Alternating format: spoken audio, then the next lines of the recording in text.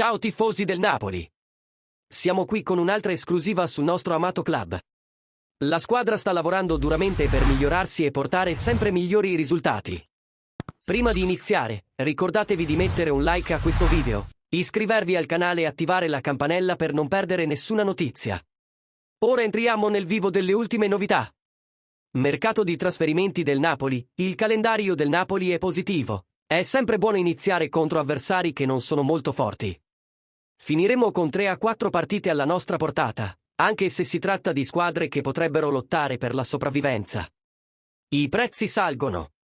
Se Buongiorno vale 40 milioni, ha detto il direttore sportivo Enrico Fedele a Radio Marte durante Forza Napoli Again. Come riportato dalla stessa emittente, allora Nesta e Maldini varrebbero 150 milioni.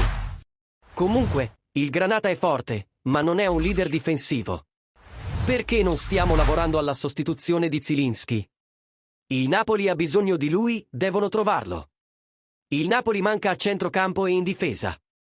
Se prendiamo Marin e Buongiorno, non c'è molta esperienza, ma si punta sui giovani affamati. Stiamo pensando di cambiare il posto di Olivera e averlo come braccio.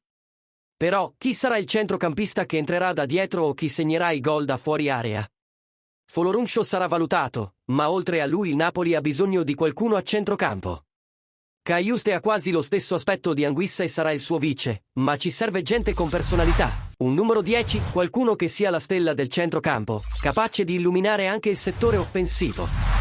Concludiamo questa analisi chiedendo la vostra opinione, cari tifosi.